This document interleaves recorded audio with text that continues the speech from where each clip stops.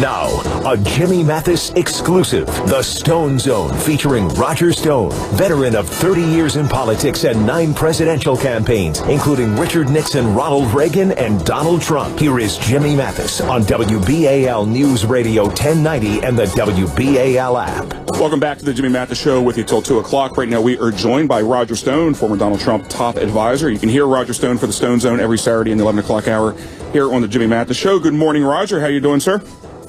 Good morning, Jimmy. A lot to get to today. The biggest story, which I'm not even sure what the story is, so hopefully you can walk me through this. I'm not a very smart man. I've only been doing this for 25 years, but CNN reporting yesterday that first charges will reportedly be filed in the Mueller investigation into the Russian election meddling. We don't know what the charges are or who they are filed against, yet this has been dominating the cable news outlets for the last half day here.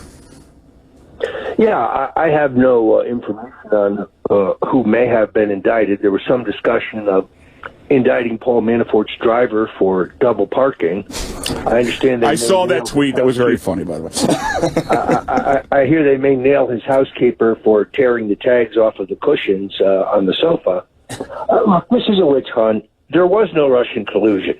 What we need is a special prosecutor to look into Mr. Mueller, Mr. Comey, and Mr. Rosenstein on the cover-up of the Uranium One deal. We now know definitively that the Obama Justice Department was on to a massive Russian bribery scandal involving Bill and Hillary Clinton.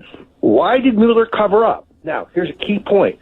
If a special prosecutor were appointed to investigate Mueller, Mueller must stand down immediately as a special prosecutor on the Russian case. What the president needs to do is clear, drain the swamp, and he can start with Robert Mueller. How significant would that be to have 2 special prosecutors operating simultaneously? I think you'd call it checkmate. Look, the Justice Department appoints a special prosecutor when there's evidence of a crime. Rosenstein had no right to appoint a special prosecutor. He was, first of all, an acting attorney general. Secondarily, he had no crime to be prosecuted. It's a witch hunt.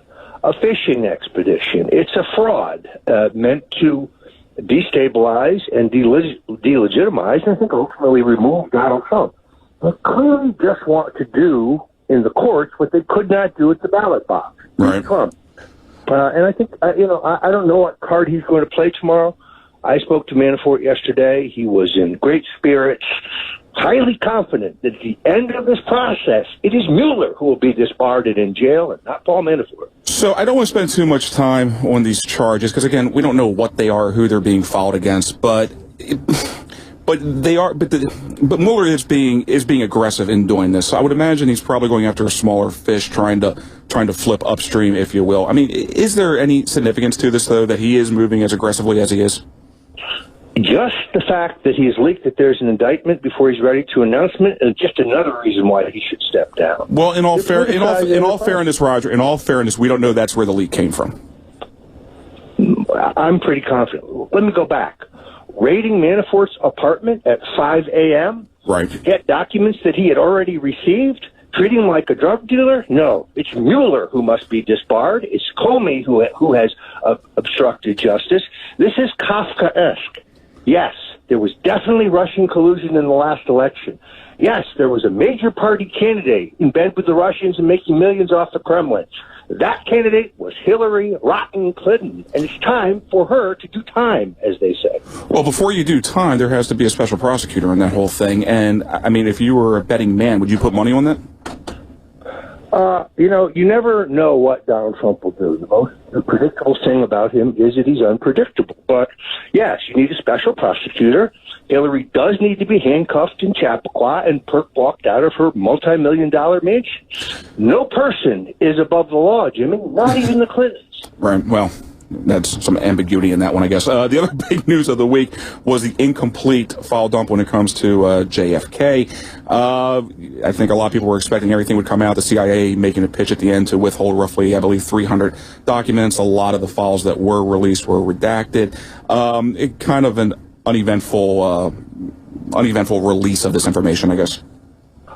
Well, I think that may be too broad a statement. It's not surprising that the intelligence agencies are conducting a rear guard action now. I think the president caught them by surprise. I really think that they thought they could talk him out of any release. Okay. So now they're scrambling to cover the tunnel.